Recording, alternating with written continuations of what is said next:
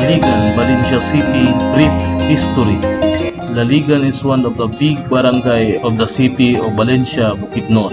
It is about 10 kilometers away from the city proper. Before Valencia City became a regular municipality under a presidential proclamation embodied in Executive Order Number 360 series of 1961, there was already a group of indigenous people living in the area of what is Laligan now.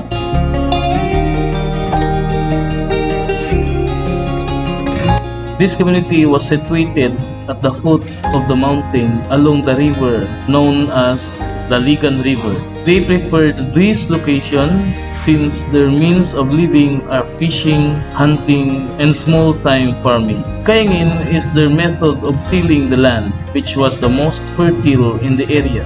The inhabitant of the area then was the Manubu tribe, the natives of Agusan province, and Talaandig tribe, the natives of Bukidnon. Their leader was a Christianized Manubu, Pedro Saligan, who was brave, strong, and intelligent. Due to this superb leadership ability, he was looked up to, respected, depended upon, and trusted by his people.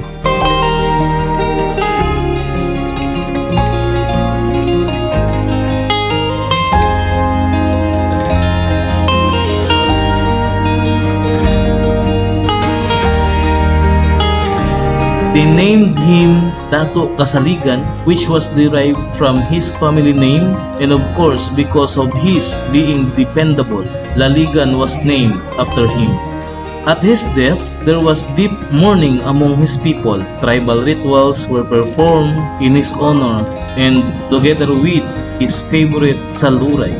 He was buried in the hillside along the bamboo grove now owned by the heirs of the late Barangay Captain Miguel Prantilla. 4 days after Dato Saligan's burial, the people chose Carlos Manangkila at Talaandig to replace their fallen leader. He was a native in Bukidnon.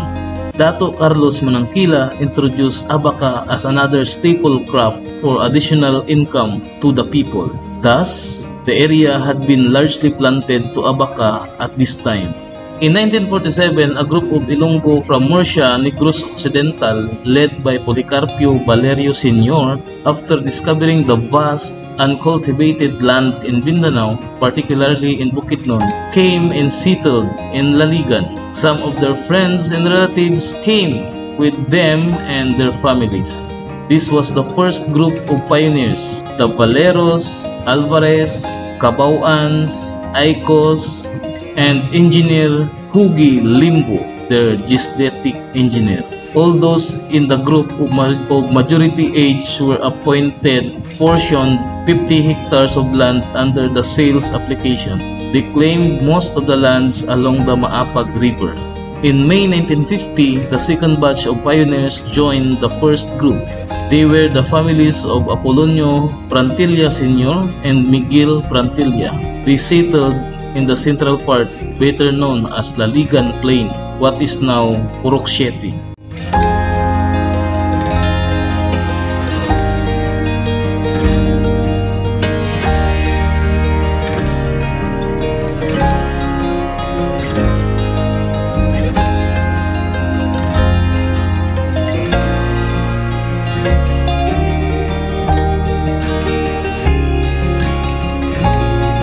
That started the closer integration of the native tribes and the Dumagats.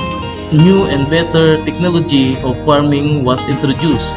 More varieties of plants and animals were raised, and hygiene, sanitation were practiced and taught to the cultural minority. Soon, the language barrier reduced, and more of the tribes learned and spoke the Ilonggo dialect. A little later, in 1953, others from Negros Occidental joined the early pioneers. They were the Alohados, Pitalyars, and the Lincos.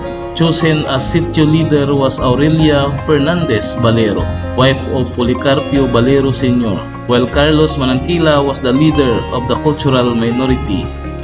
It was in the 1952 that the first school was opened and the first classes were organized. The first school building was constructed. The land donated by Miguel Prantilla. The building was made of around timber, bamboo, and kugun. The labor was supplied by the residents in the bayanihan system. The first teacher was Mrs. Josefina Doriguez, Mr. Aquilino Gonzalez, and later Mr. Demetrio Dumakita were the early mentors of Laligan's children. The school at Laligan was conceived and was made possible through the concerted efforts and the foresight of the so-called Big Four of those times: Policarpio Valerio Sr., Pablo Alvarez, Apolonio Prantilla Sr., and Miguel Prantilla. Their deep interest and sincere concern on the education of the children of Laligan were their strongest driving force to work together to provide better educational opportunities to the Dumagats as well as through tribes' children. On October 1, 1958, Honorable Cesar Portich, then Provincial Governor, caused the construction of semi-permanent school building at the Barrio site along the Laligan River. Classes were transferred to the newly constructed school building at Laligan proper. Soon, many of the residents at Laligan Plain transferred the residences at the Barrio site for which convenience of their school children. A chapel was constructed under the leadership of the Prantilla brothers and the community leaders, largely through donations and bayanihan of the residents. Laligan became a regular barrio or barangay on October 11, 1956 under Republic Act 2370. What Laligan is today are the fruits of the untiring efforts, the unlimited foresight, and sincere dedication to the service of the leaders of the past and those of today. Their accomplishments, their achievements shall forever be witness to their commitment, sacrifices, strong will, and love to country and people. They will always be an inspiration worthy of emulation on coming generation. The future of Laligan depends on its leaders today and the years to come with the cooperation and support of its general populace. Its continued improvement, success, and well-being are held in the hollow of their hands. Welcome to Laligan, Valencia City!